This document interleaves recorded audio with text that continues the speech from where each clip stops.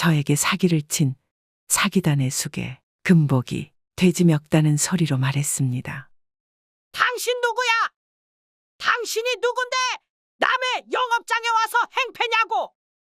제 아들 지평이가 그런 금복에게 고개를 삐딱하게 기울이더니 말하더군요. 나 말이야? 난 그냥 잠시 중얼거리던 녀석이 말을 이었습니다. 그냥 우리 엄마 아들인데. 꼴통.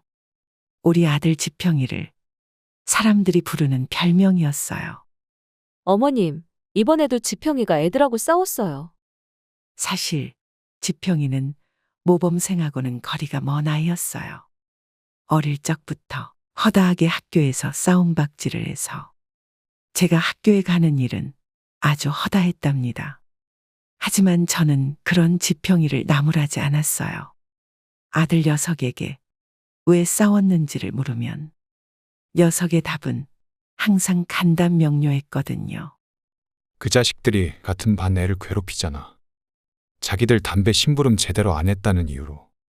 그래, 너한테 확실한 이유가 있으면 됐다. 그러던 지평이 인생에 전환점이 생긴 건 바로 저희 집에 압류가 들어오면서부터였어요.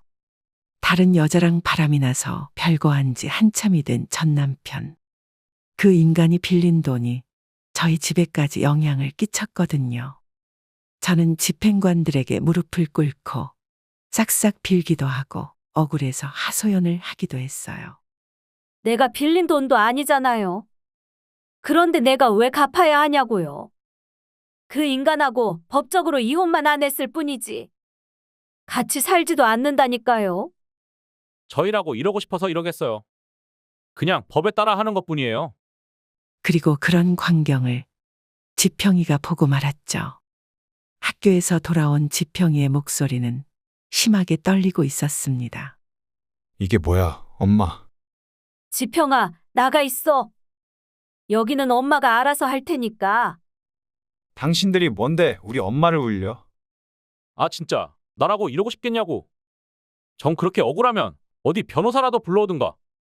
집행관의 그 말 한마디. 억울하면 변호사라도 불러오라는 말에 지평이가 날선 눈을 떴습니다. 변호사. 그럼 내가 변호사가 되면 그러면 된다, 이거지? 훗날 말하길. 지평이는 그날 제가 집행관들 앞에 무릎을 꿇은 모습이 트라우마였던 모양이에요. 그날 이후 저희 집 사정은 더욱 좋지 않아졌지만 지평이는 공부에 매진하기 시작했습니다. 가난한 경제 사정 때문에 학습지도 제대로 못 사주는 실정이었지만 지평이는 교과서와 친구들에게 빌린 것으로 죽어라 공부를 했어요. 아들, 좀 쉬면서 하지. 쉴 시간 없어요. 그래도 그러다 몸 상한다. 어쩔 수 없죠. 변호사가 되려면 2번 다시. 우리가 그런 일을 겪지 않으려면 죽어라 할 수밖에 없으니까요. 그리고 몇 년 후 지평이는 정말로 변호사가 되었답니다. 엄마. 이제 엄마 고생은 끝났어요. 지평이가 제 손을 꼭 잡고 말하더군요. 2번 다시 그런 일 일어나지 않게 제가 지켜드릴게요. 지평이가 변호사가 되면서 많은 것들이 달라졌어요. 아들 녀석은 보기보다 수완이 있는 건지 대형 로펌에 들어가서 꽤 많은 돈을 벌었거든요. 그러다 보니 저희 집안 사정도 많이 나아졌죠. 사람이 등 따시고 배부르면 엉뚱한 생각이 든다고들 하죠. 저도 마찬가지더라고요. 지평아, 아들. 이제 너도 슬슬 결혼을 해야 하지 않겠니? 결혼이요? 글쎄요. 딱히 요즘 누굴 만나고 싶지는 않아서. 지평이는 한창 젊을 때도 당최 여자를 가까이 하지를 않더군요. 어쩌다 제가 밀어붙여서 선자리에 나가게 하면 안녕하세요. 어머님께 말씀 많이 들었어요. 아, 그래요? 어떤 말씀을 들었는데요? 네? 우리 엄마한테 어떤 말씀을 많이 들었는지 묻는 겁니다. 라고 하거나 또는 그럼 지평 씨는 취미가 어떤 거세요? 취미라. 글쎄요. 상대 변론을 법정에서 박살내는 거? 박살이요. 네. 어설픈 개똥 같은 변론을 들고 온 놈들 논리적으로 박살내는 것만큼 재미있는 게 없거든요. 아, 그러고 보니 MMA도 있네요. MMA요? 네. 이종격 투기 비슷한 거예요. 링 위에서 사람을 직접 주먹으로 박살내는 운동입니다. 매주 체육관 다니거든요. 같이 답도 안 나오는 행동을 선자리에서 많이 해서 상대방 부모나 저랑 같이 선을 주선했던 사람으로부터 이런저런 항의를 많이 받았답니다. 나중에 제가 따로 말을 해도 지평이는 한결같았어요. 지평아, 이번에도 선자리에서 또 이상한 소리를 했다면서? 이상한 소리라. 그건 관점에 따라 다른 게 아닐까요? 지평아, 여자가 싫으니? 싫진 않아요. 혹시 너도 그 남자끼리 좋아하는 게이인가 뭔가 그런 건 아니지? 무슨 소리를 하시는 거예요? 전 그냥 아직 끌리는 사람을 만나지 못했을 뿐이에요. 그러니까 그 기준이 뭔데? 솔직히 그쯤 되니 사람들이 왜 우리 아들더러 꼴통이라고 하는 건지 이해되었답니다. 제가 봐도 꼴통 같았거든요. 심지어 그건 자기 로펌에서도 마찬가지라서. 이번 건은 그냥 넘어가는 걸로 하자고. 상대방 변호인단 수준이 싹 다 전관들이야. 우리 쪽에서 괜히 척져봤자 좋을 것도 없고. 지난번에 우리가 빚을 진 것도 있으니. 무엇보다 이번 의뢰인이 딱히 우리한테 돈이 될 만한 사람도 아니잖아. 전 반대입니다. 뭐? 야, 한지평. 내가 너한테 지금 의견 물어보는 건 줄 알아. 아니요. 명령이겠죠. 그걸 아는 놈이 지금 무슨 소리를 하는 거야. 선배님이야말로 무슨 말씀을 하시는 건지 여쭙고 싶습니다. 법조 윤리를 지키는 법조인으로서 부끄럽지도 않으십니까? 정관이니 돈이니 하나같이 너무 이해타산적인 것들 뿐이잖아요. 이 꼴통 새끼가 너 지금 제정신이야?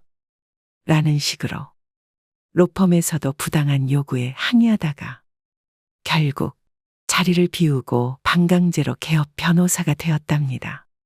하지만 앞서 말씀드린 것처럼 지평이에게는 수완이 있어서 금세 자리를 잡더라고요.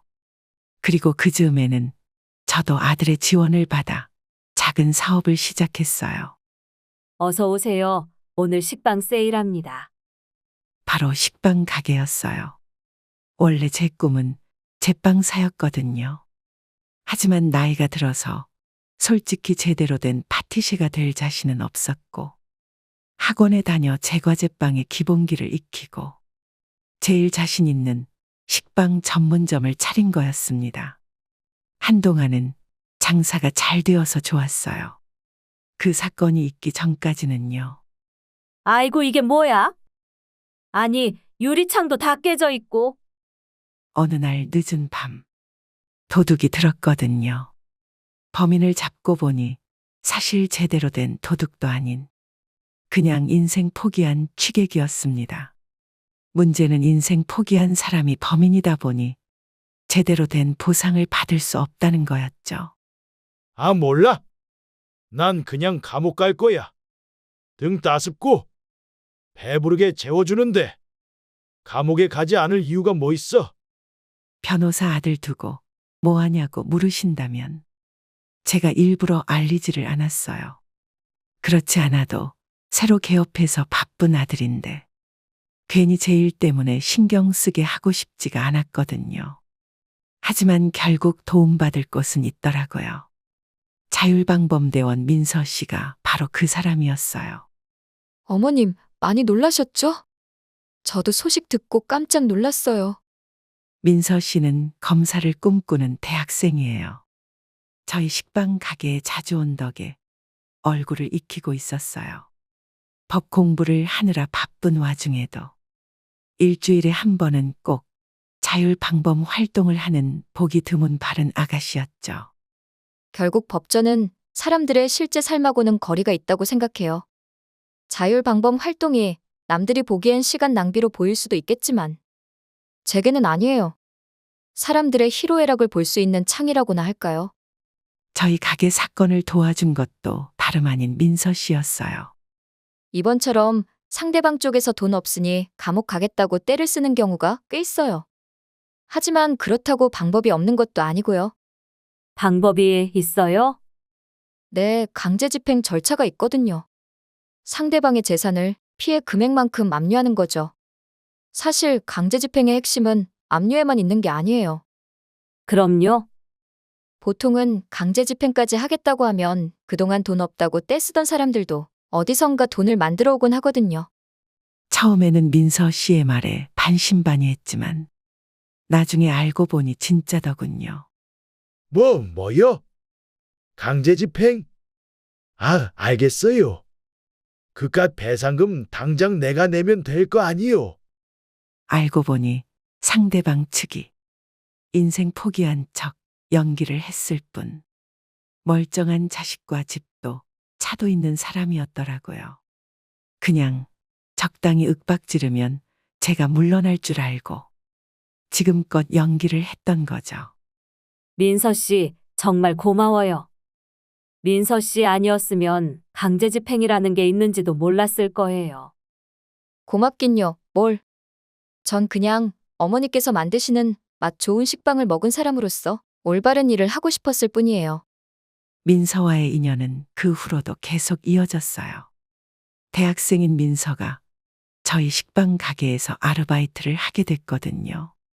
먼저 제의를 했던 건 바로 민서였죠.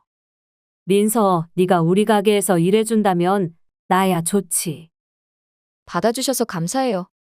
제 친구들은 다 과외를 하긴 하는데 저는 개인적으로 가르치는 건 적성에 안 맞더라고요. 차라리 몸으로 때우는 게 더 낫죠. 민서는 어른한테 참 잘하는 그 나이대에서 찾기 힘든 아가씨였거든요.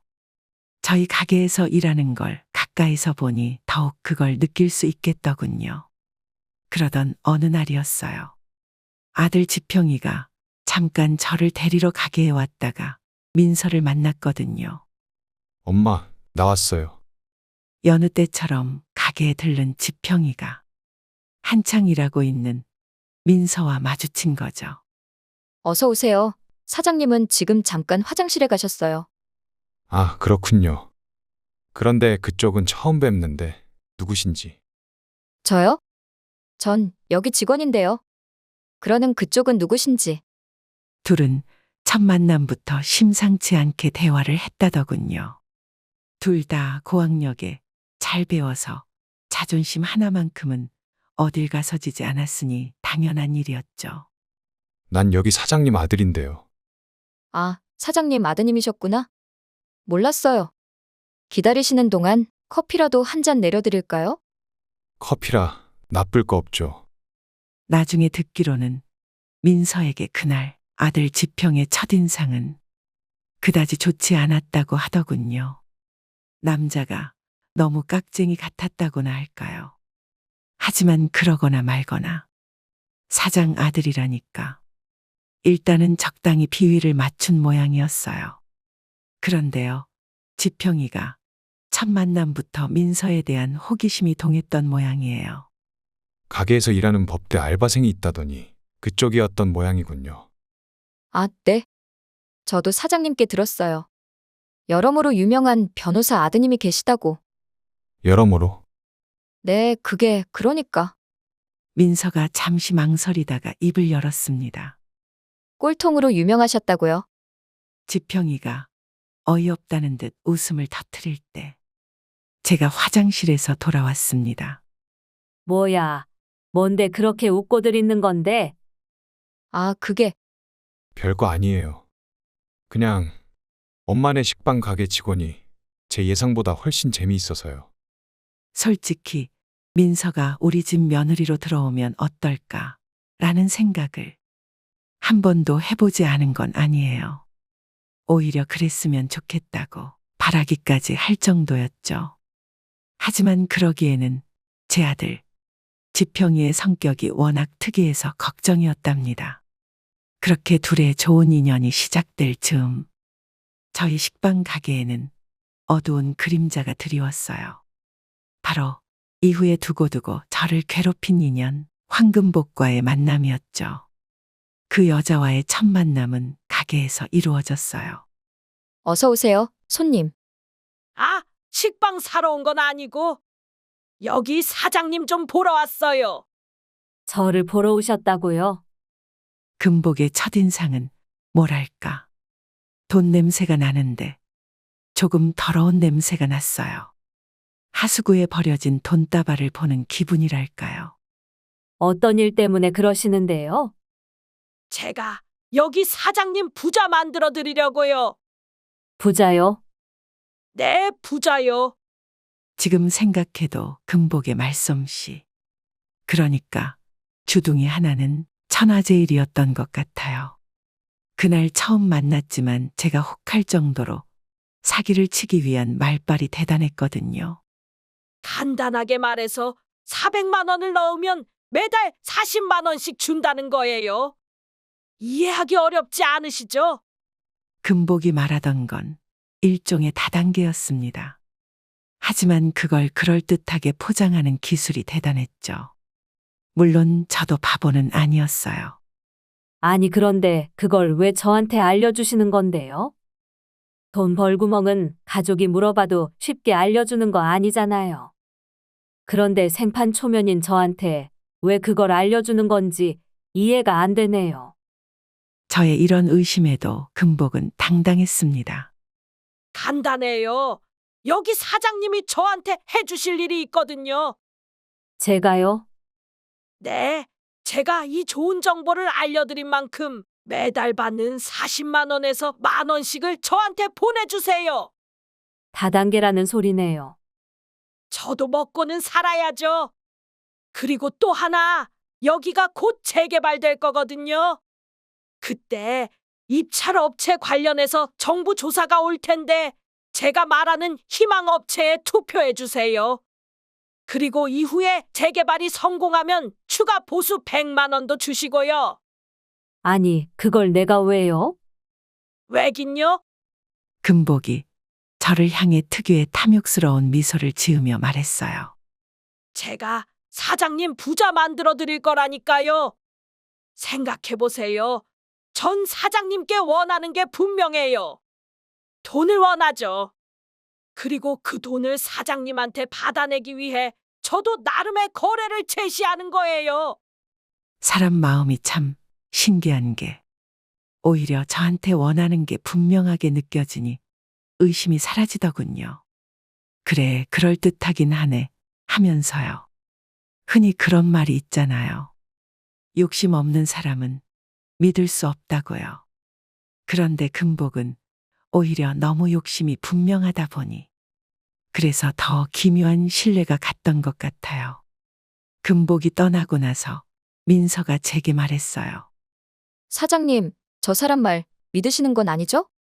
지금 생각해보면 민서는 무언가 예리하게 감지했던 것 같아요. 그 아이가 경계심 어린 눈으로 금복이 떠난 자리를 보며 말했거든요. 방금 저 여자가 했던 말들 전형적인 사기꾼들의 수법이에요.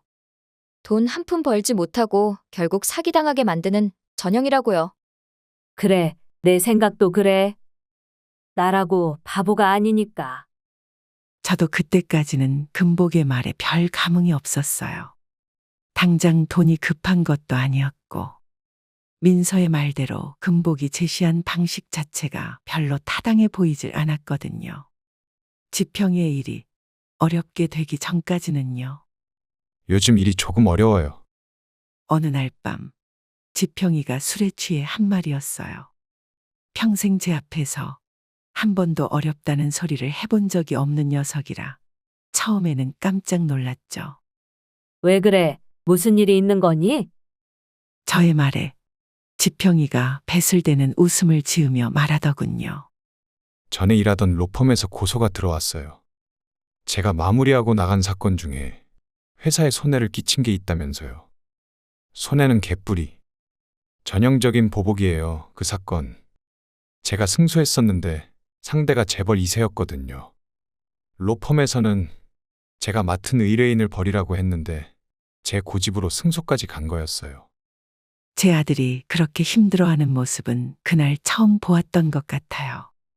엄마, 세상이 왜 이렇게 거지 같죠?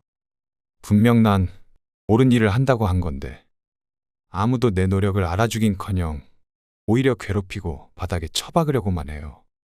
지평이가 세상에 대한 절망에 힘들어하는 모습을 보는 순간 제 마음은 무너져 내리는 것 같았습니다. 그리고 그 즈음이었어요. 제 친구 경자가 황금복의 꼬임에 넘어가 첫 가짜 수익을 얻은 때가요. 예, 희선아. 황금복 그 여자 사기꾼이 아니더라? 응? 그게 무슨 말이야?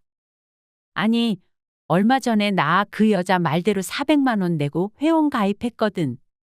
그런데 정말 그 다음 달에 40만 원이 들어왔더라고. 나만 받은 게 아니야. 벌써 여러 사람이 따박따박 돈을 받았더라니까? 경자는 오랜만에 직접 번 돈에 도취된 것처럼 보였어요. 솔직히 말씀드리자면 그때부터 제 귀는 혹했던 것 같아요.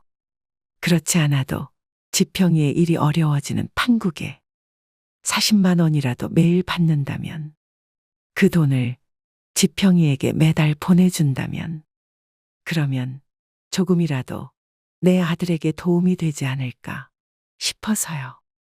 하지만 그때까지만 해도 애써 무시했죠. 어휴, 그거다. 사기야, 사기. 사기는 무슨, 내가 직접 돈을 받았다니까 그러네? 경자 너는 뉴스도 안 보니?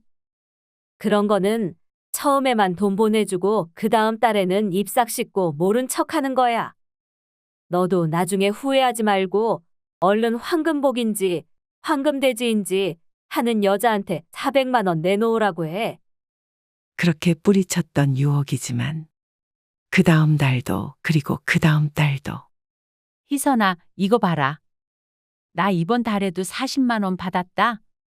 경자가 계속해서 돈을 버는 모습을 보니 제 마음은 크게 흔들릴 수밖에 없었습니다. 아니, 넌 돈을 벌었으면 번 거지. 왜 자꾸 남의 가게에 와서 사람 마음을 심란하게 하는 거니? 아니, 그게 친구 좋다는 게 뭐야? 좋은 일이 있으면 같이 벌자는 거지? 거짓말하지 말고 바른 대로 말 안 해? 나한테 왜 자꾸 네가 돈 번 걸 자랑하는 건데? 아, 그게. 사실 금복 지부장님이 한 명 새로 가입시키면 40만 원 준댔거든. 결국 경자가 제게 와서 자랑하는 이유는 40만 원을 받기 위함이었어요. 저는 기가 찼지만 동시에 귀에 걸리는 말도 있었죠. 지부장? 황금복이 거기 지부장이야? 그래, 어디 그냥 길바닥 다단계꾼이 아니더라니까? 되게 따르는 사람도 많고 높은 사람도 많이 알아. 구의원 중에도 몇 사람 있고? 알고 보니 금복은 흔히 말하는 루비나 다이아몬드 계급, 다단계 상위 라인에 속한 여자더군요. 경자는 제가 흔들리는 걸 알아챈 건지 본격적으로 입을 털기 시작했어요. 금복 지부장님이 너한테도 왔었다면서? 그 여자가 그 이야기를 해? 응, 되게 똘똘해 보이는 여자분이었는데 안타깝다고 하더라고. 너무 똑똑해서 오히려 돈을 못 번다고 사주적으로도 그런 사람들이 돈을 못 번다나? 무튼 간에 그분도 널 되게 좋게 보신 것 같아. 이런저런 말을 들으며 제 마음이 흔들리던 순간 경자가 속삭이듯 말했습니다. 어때? 너만 괜찮으면 다음 주 우리 정기 모임에 한번 같이 가볼래? 그렇게 마침내 도착한 정기 모임은 회사 모임이라기보다는 종교 집회 분위기였어요. 자, 그럼 이제 우리 지부의 전설, 지부의 새로운 신화를 써 내려가고 계시는 황금복 지부장님을 모시겠습니다. 연단으로 올라온 금복은 사람들을 휘어잡는 재주가 있더군요. 마이크에 대고 그 특유의 돼지 멱다는 소리로 순진한 주부들을 이리저리 자기 입맛대로 요리했답니다. 제가 왜 남자들한테는 영업 안 하고 우리 주부들한테만 영업하는지 아세요? 저희 어머니가 남자들 때문에 너무 고생을 많이 했어요. 아버지한테 맞고, 옆집 남자한테 희롱당하고, 할아버지한테 학대당하고, 요즘 세상에는 우리 여자들이 잘 되어야 해요. 남자보다 여자가 잘난 세상. 그걸 위해서 제가 여기 있는 주부님들한테만 영업을 하는 거예요. 지금 들으면 이게 무슨 헛소리인가 싶지만 그때 당시에는 그럴듯하게 들렸어요. 그도 그럴 것이 금복이 사이비 교주 같은 소리를 지르고 나면 곧바로 연단에 자칭 황금복 지부장님 덕분에 인생이 바뀌었다는 금복 찬양단이 올라와 간증을 시작했거든요. 얼마 전까지 사채 때문에 극단적인 생각을 했는데 금복님 덕분에 살았다. 절망의 구렁텅이에서 금복님만이 나를 잊지 않았다. 그리고 분위기가 무거워질 즈음에는 곧바로 3류 개그맨들이 올라와 분위기를 띄웠고 어느새 저도 모르게 사람들과 함께 손뼉을 치고 있더군요. 나중에 안 사실이지만 거기 있는 사람들 90%가 이미 가입한 회원이고 나머지 10%만 저 같은 뜨내기였어요. 한마디로 호랑이 굴에 토끼가 제 발로 걸어 들어간 거였죠. 아이고, 우리 식빵집 사장님 오셨네. 금복이 먼저 아는 척을 하며 다가오더군요.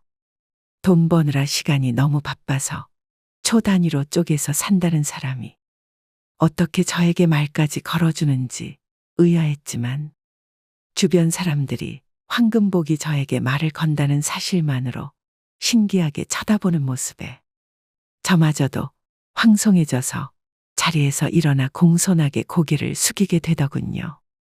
오랜만에 뵙네요. 그러게, 오랜만이네. 아니, 지난번에는 관심 없으시다더니 어쩐 일로 또 오셨대? 그게 지나가는 길에 잠깐 들렀어요. 지나가는 길에? 제 말에 금복이 깔깔 웃더군요. 그러더니 내숭 떨 필요 없다고. 저같이 나중에 후회하고 오는 사람들이 여기 수두룩하게 빽빽하니 그냥 편하게 하라더군요. 그리고 금복은 그렇게 분위기만 돋우고 떠나버렸고 그 여자의 비서라는 여자가 저를 전담마크했어요. 금복지 부장님께 말씀 전해 들었습니다. 회원이 되는데 관심이 있으시다고요? 네? 아니. 전 딱히 관심이 있는 건 아니고요. 네, 그럼 우선 간단하게 설명부터 드릴게요. 가입비 400에 매달 40만 원 수입은 이미 알고 계실 거예요.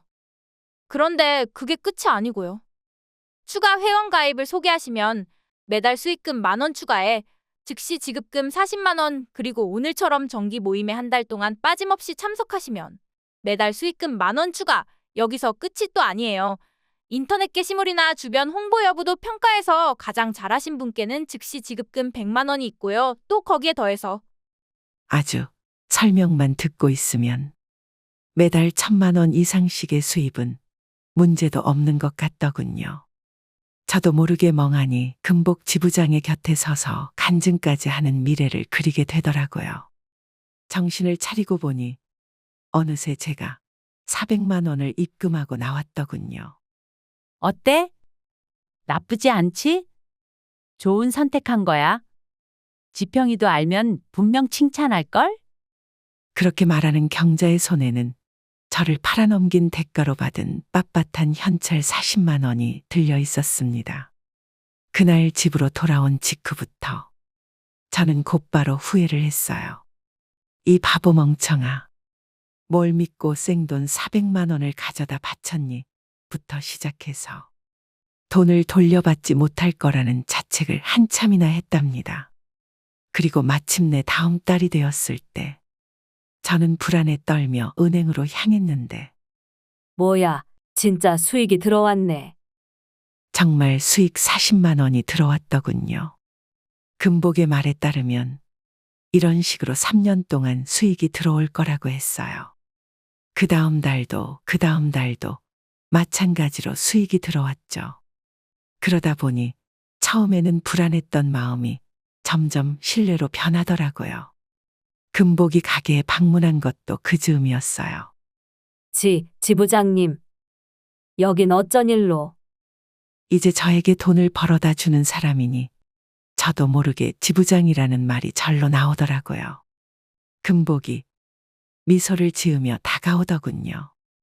그 여자를 따라온 다른 사람들도 열댓 명 보였어요. 어쩐 일이긴 우리 윤희선 회원 빵 좀 팔아주려고 왔지. 그렇게 말하며 자기를 따라온 회원들이 빵을 하나씩 사게 만들더군요. 웃긴 건 뭔 줄 아세요? 이만큼 사게 했으니까 내 것 하나는 보너스 알지?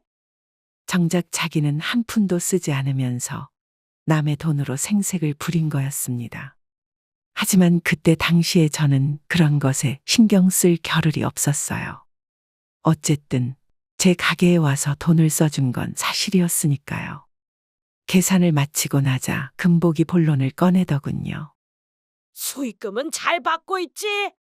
네, 지부장님 덕분에요. 그래, 당연히 내 덕분이지. 그나저나 윤 사장 돈 좀 더 벌어볼 생각 없어? 돈을 더 벌어요? 그래, 내가 말했잖아.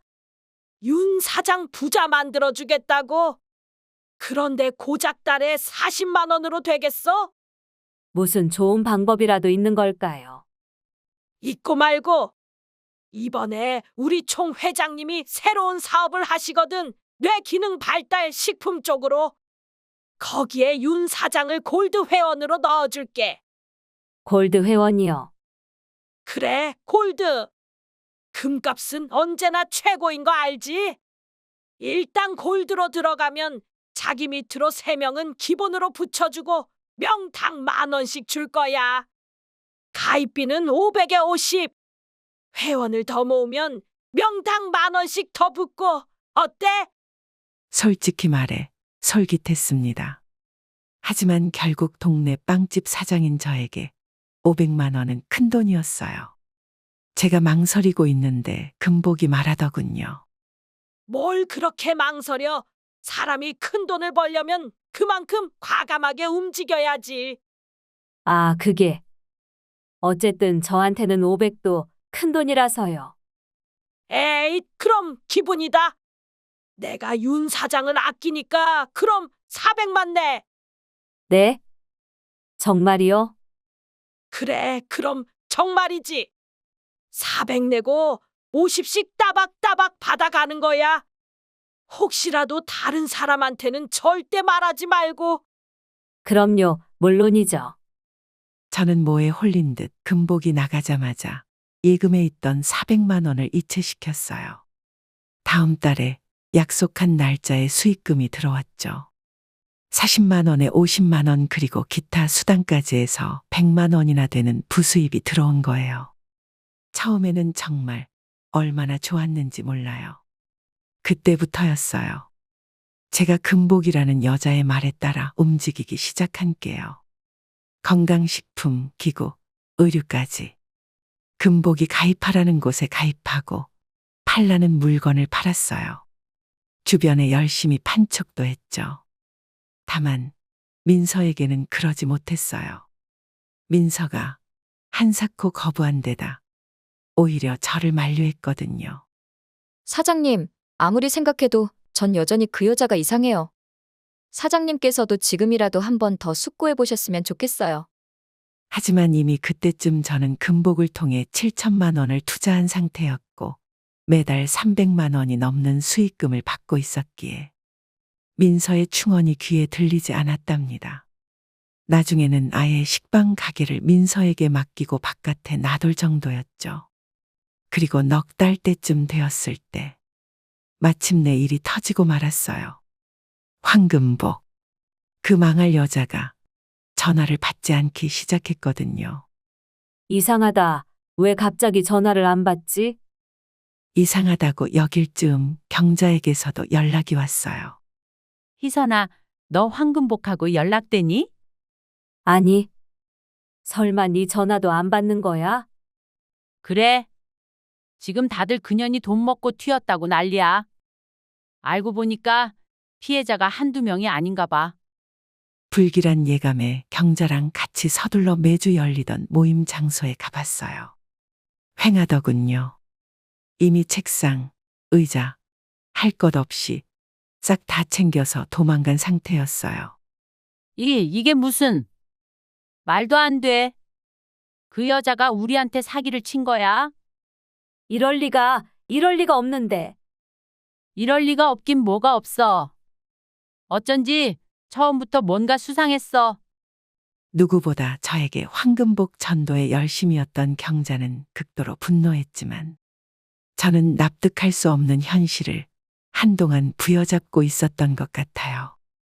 그래서 황금복에게 계속 연락을 시도했죠.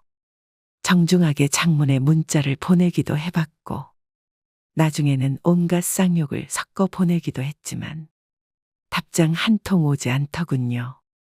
마침내 제가 사기를 당했다는 것을 깨달았을 때 저는 바닥에 주저앉고 말았어요. 이게 무슨 말도 안 되는 일이야? 내 돈, 우리 아들줄 돈이? 그동안 받은 수익금은 한 푼도 쓰지 않고 모으고 있었어요. 모두 모아서 지평이에게 한 번에 줄 생각이었는데 정작 사기를 당하다니. 수익금을 모두 제하고 나서도 몇 천만 원대 사기를 당한 거였으니 억장이 무너지는 것 같았죠. 이걸 어찌해야 하나 발을 동동 구르고 있는데 민서가 황급히 연락하더군요. 사장님, 그 황금복이라는 여자 자율방범대 쪽에서도 정보가 돌았어요. 알고 보니까 유명한 사기꾼이래요. 나도 알아. 이걸 어쩌면 좋니? 제가 울면서 자초지종을 이야기하자 민서가 같이 속상해하더군요. 일단은 저랑 같이 가서 경찰에 신고 접수부터 하죠, 사장님. 법학과 학생인 민서 덕분에 정말 많은 도움을 받았어요. 경찰들이 처음에는 적당히 어물쩍 넘기려고 했지만 그럴 때마다 민서가 나서주었거든요. 아, 할머니. 이런 사건이 한두 건인 줄 아세요? 할머니 같은 분들 오늘도 수십 명 다녀가셨어요. 경찰관님, 지금 여기 사장님은 범죄 취약 계층에 속하는 노인분이세요. 거기다가 같은 피해자에게 당한 피해자 수도 많고요. 그런데 이런 분들을 이런 식으로 막 대하시는 건 절대 옳다고 보여지지가 않네요. 게다가 우리 사장님은 해당 피해자와 연락 기록은 물론 구체적인 증언까지 가능한 상태입니다. 조금 더 존중을 나타내 주세요. 민서의 지적에 경찰들의 태도가 단박에 달라지더군요. 그렇게 도움을 받아 조사를 받고 나오고 나서 민서가 말하더라고요. 고생하셨어요, 사장님. 그런데 정말 아드님께는 알리지 않으실 생각이세요? 제가 그때까지만 해도 지평이에게 아무 말도 하지 않았거든요. 저는 떨리는 목소리로 말했어요. 나도 잘 모르겠어. 녀석을 생각한답시고 내가 몰래 일을 벌였던 건데. 이렇게 일이 되어버리다니. 내가 아들 얼굴 볼 자신이 없어서 그래. 저의 말에 민서가 제 어깨를 다독였어요. 너무 걱정 마세요, 사장님. 잘 될 거예요. 하지만 한 달이 지나도록 경찰로부터 아무런 연락이 오지 않더군요. 이걸 어찌해야 하나 발만 동동 구르던 와중에 민서가 정말 열심히 도와주었어요. 사장님, 제가 비록 자율방범대 정도밖에 안 되긴 하지만 그래도 열심히 알아보고 있어요. 알고 보니까 자율방범대에서도 어느 정도 경찰이 동의하면 정보를 얻을 수 있다고 하더군요. 민서는 마치 자기 일인 것처럼 정말 열심히 나서서 도와주었답니다. 그렇게 한 달이 더 지났어요. 마음고생해서인지 몸 곳곳이 아프기 시작하더군요. 두통, 허리 등등. 무엇보다 몸에 기력이 없었어요. 사장님, 힘내세요. 민서가 안타깝다는 얼굴로 저에게 말하던 순간 경자에게 연락이 왔습니다. 그년 찾았어. 그년?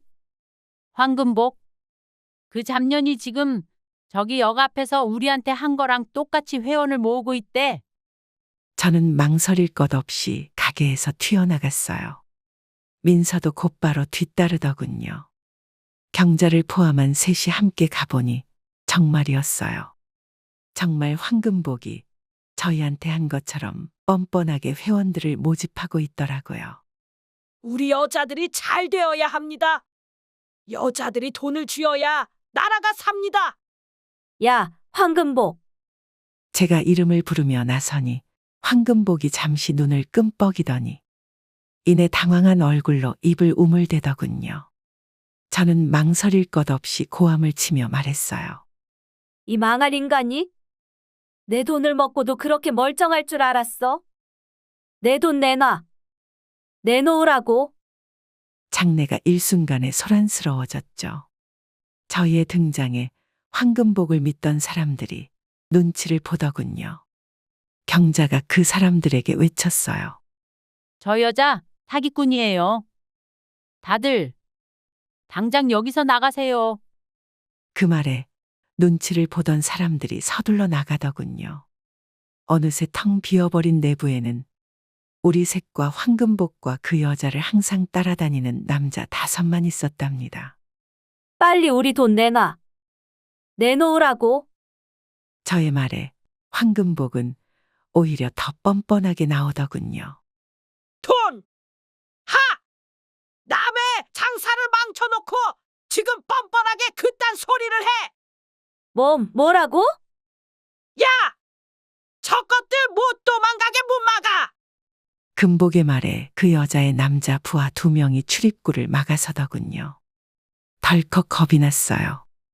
우리는 여자 3분인데 상대는 남자가 5이나 있었으니까요. 금복이 돼지 같은 얼굴을 들이밀며 말하더군요.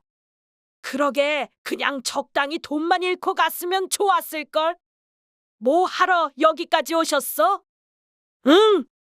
여기서 한번 험한 꼴이라도 당해보시려고? 험한 꼴은 무슨? 빨리 우리 돈이나 주고 말해. 돈 같은 소리 하고 있네! 당장 내가 여기 있는 남자들을 시켜서 너희 셋쯤 입 막는 게 힘들 것 같아! 그리고 그 순간 남자들이 막고 있던 출입구에서 거친 소리가 나더니 나타난 건 엄마, 제 아들 지평이었습니다. 지평아, 네가 여긴 어떻게? 제가 당황해서 어물거리는데 민서가 말하더군요. 제가 혹시 몰라 오면서 연락했어요. 저는 당황스러웠지만 그래도 아들이 오니 어찌나 든든했는지 몰라요. 금복이 돼지 멱다는 소리를 지르더군요. 아들! 하! 니까짓 게 뭔데? 말이 끝나기 무섭게 금복의 남자 부하들이 지평이에게 달려들었지만 앞서 말씀드렸잖아요. 우리 지평이 꼴통에다가 격투기까지 배웠다고.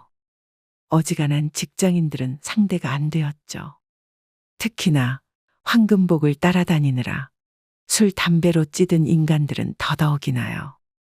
지평이가 순식간에 남자들을 쓰러뜨리니까 황금복이 당황해서 소리를 지르더군요. 당신 누구야? 당신이 누군데 남의 영업장에 와서 행패냐고?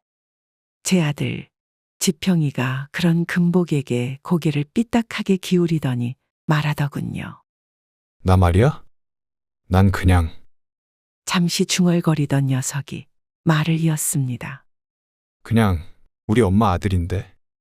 지평이가 순식간에 황금복의 코앞까지 달려와 그 여자의 팔을 가볍게 등 뒤로 꺾어 제압하더군요. 아! 이거 안 놔? 아파! 그리고 변호사기도 하고 말이야. 지금 이 팔 꺾기는 당신과 부하들이 한 행위에 대한 엄연한 정당방위. 변호사라고? 황금복의 눈이 당황으로 물들던 순간 바깥에서 사이렌 소리가 들리더니 곧 경찰들이 쏟아져 들어왔습니다. 지평이가 황금복을 경찰에게 인계하자 경찰이 묻더군요. 그런데 그쪽은 누구신지? 여기 계신 피해자 윤희선 씨의 변호인입니다. 저기 서민서 씨 증언으로는 경찰 신고 과정에서 불쾌한 일이 있었다는데 그게 혹시 어떤 분이 저지른 일인지. 지평이의 말에 경찰들이 흠흠 헛기침을 하며 시선을 피하더군요. 황금복의 만행은 그날로 끝이었어요. 곧바로 경찰 조사에 들어갔고 하부 조직까지 일망타진되었죠. 다행히도 황금복의 재산을 압류해서 제가 사기당한 금액을 모두 돌려받을 수 있었답니다. 그 과정에는 아들 지평이의 도움이 컸죠. 압류건 뭐건 수단 방법 가리지 않았어요. 다른 누구도 아닌 엄마의 피 같은 돈이니까요. 아들, 미안하다. 내가 괜히 쓸데없는 일을 벌여서. 그런 말씀 마세요. 민서한테 듣자 하니 저 도우시려다가 그러신 거라면서요. 아들의 이해심에 고맙기도 하면서도 동시에 아들의 말투에서 이상함을 느꼈어요. 그런데 민서라고? 지평이 너 언제 그렇게 민서랑 친해진 거니? 아, 그게 순간 지평이가 아차 싶어하는 순간 민서가 이실직고 하더군요. 사장님, 아니, 어머님. 사실 저희 드릴 말씀이 있어요. 이것들 봐라. 제가 눈을 끔뻑이고 있자 지평이가 민서의 손을 부드럽게 잡으며 말하더군요. 저희 둘 좋은 감정을 가지고 사귀고 있어요. 너희 둘이? 나한테 말도 없이. 제가 목소리를 높여 말하니 둘이는 반대하는 줄 알았나 봐요. 긴장한 두 사람에게 저는 이내 웃음을 터뜨렸어요. 잘 됐다. 잘 됐어. 네? 반대하지 않으시는 거예요? 내가 반대를 왜 하니?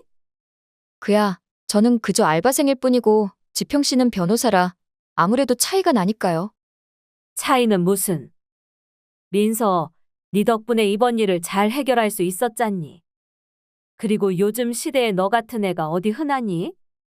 나는 지평이만 좋다면 민서 너는 언제든 환영이다. 둘은 저의 허락하에 좋은 만남을 이어나갔고 25년 봄에 결혼 예정입니다. 최근에 저에게 취미 활동이 생겼다면 그건 바로 자율방범 활동을 하는 거예요.